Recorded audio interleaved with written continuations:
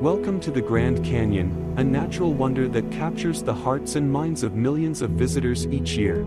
The Grand Canyon is a river valley on the Colorado Plateau, located in the state of Arizona, and is often referred to as one of the wonders of the world. The Grand Canyon is 277 miles or 446 kilometers long. The plateau is up to 18 miles or 29 kilometers wide. The canyon is over a mile deep, 6,093 feet or 1,857 meters. The canyon is home to a park of the same name. It covers an area of 1,902 square miles or 4,926 square kilometers. In 2022, it received more than 4.7 million recreational visitors, the second highest of any American national park after Great Smoky Mountains. Grand Canyon National Park was designated a UNESCO World Heritage Site in 1979. On February 26, 2019, the park celebrated its 100th anniversary. The official origin from Wikipedia is the Grand Canyon is part of the Colorado River Basin, which has evolved over the last 70 million years. 70 million years is just a gigantic span of time. Yes, us with a life expectancy of about 80 years, it's just hard to imagine how old it is. I still wonder where scientists or researchers get such figures from. I mean, how they are transported back in time for such an impressive period of time. But we are not on this channel to glorify modern science. Let's get down to the facts and try to realize that nature has nothing to do with it. By the way, I have a question for you, my viewers. What is nature and what is its essence? But let's not get distracted, let's continue to deal with the myths about the Grand Canyon.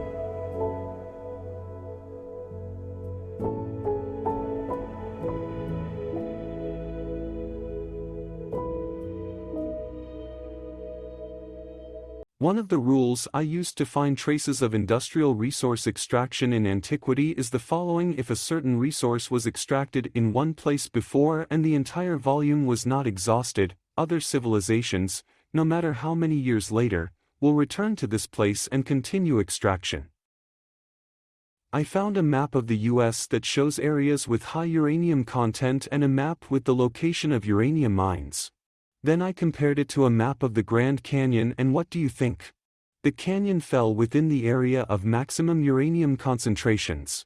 There is a ban on uranium mining in the Grand Canyon watershed of over 1 million acres. In 2009, President Obama's administration first announced a 2-year moratorium on new mining claims after the public lands surrounding the Grand Canyon became the site of uranium fever. By the time the moratorium was announced, thousands of mining claims had already been filed. That is, earlier, before all the uranium-bearing rock in the area had been fully mined out. Only the volume that later became the Grand Canyon was mined out. The canyon area is full of decently sized signs that warn of radiation. In 2011, the radioactive background increased 7 times. Many assumed it was because of the Fukushima accident that happened 6 months earlier. But Japan is far away, so I assume that along with the rain fell radioactive local dust that was blown into the atmosphere by the wind. You say, if ore was mined here, where are the signs of ore mining? Let's take a closer look at the tiered structure of the canyon. Just to make it clearer, let's take a look at modern ore mining. And what do we see in the video? Just the same tiering that we see in the canyon. And this is ore mining in Kennecott, Utah. But you would say that mining, and I'll show you later that it's massive and all over planet Earth, requires machinery. I present to your attention a rotary excavator. If you compare it with a man next to it, or with a bulldozer, it will become clear how impressive the size of this machine. The rotary excavator is seen picking out rock, forming, in effect, a canyon with large tiers. Another rotary excavator has picked out the rock in a semicircle in front of it. And now I will show you mountains, mountain ranges, gorges, canyons, and almost uninhabited places with different romantic names. Often they are named after some discoverer. Mountains. Antarctica, then Antarctica again. There, if you look closely, even the tracks of heavy machinery are preserved. Greenland. The Watkins Mountains. What do you think of the scale of mining? Mount Kailas, Tibet. For a minute its height is more than 22,000 feet or 6,714 meters. Goblin Valley. Utah State Park, Utah, USA. Grand Canyon. Here you can see the circular saw cutting the rock. Just a giant quarry in Australia called Blue Mountains. As you can see from the photo, abundant vegetation has hidden the traces of mining, but a feature of all quarries is a gorge. For what it is needed later I will explain. South Africa. Orange River and mountains. I'll tell you more than that. There seem to be no natural mountains or gorges on this planet. As you can imagine, it goes on and on. Another peculiarity of these places, which are in close proximity to the zone of human settlement, to call them national parks, is just the height of cynicism. Now we come to the most important part. Now I will show you how quarries are created, or as you are more accustomed to gorges on Earth, by Mother Nature. Notice how a rotary excavator removes layer after layer of rock from large areas. In this photo there are two of them at once. And they remove two layers simultaneously from one area. In the lower left, let's take a closer look at the bulldozer.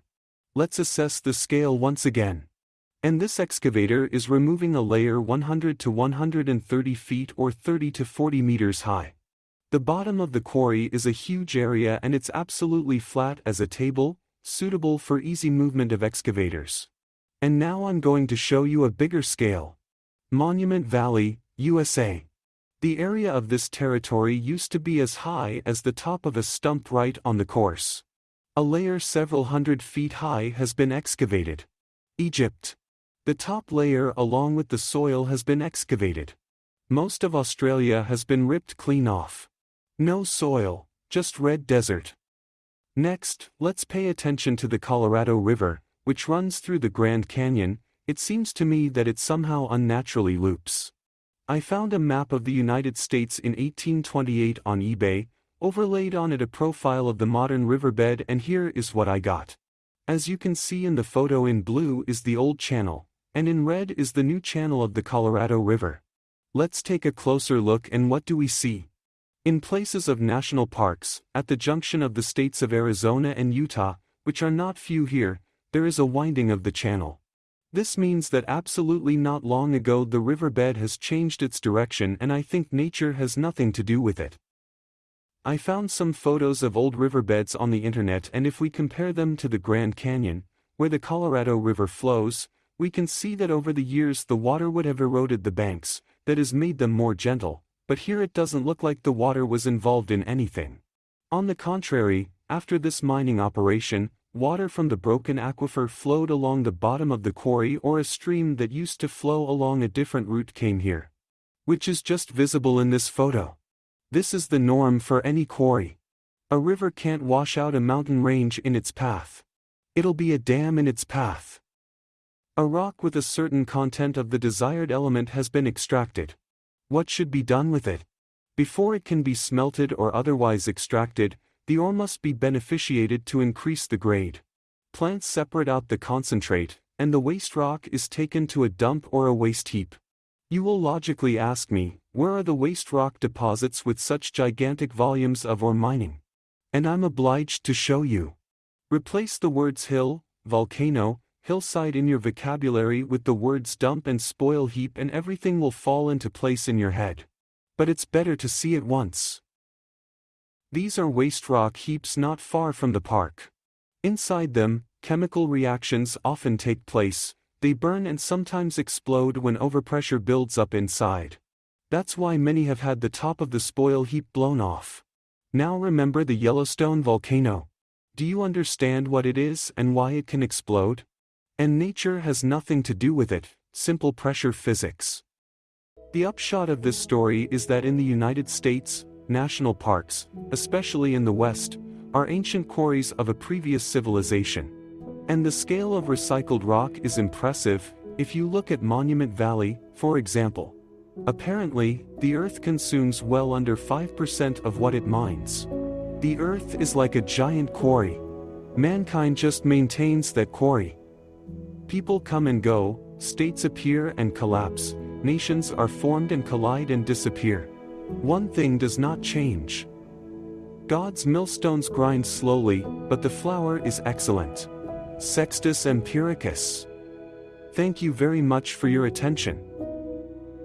Support the author with a like and subscribe. See you in the next video.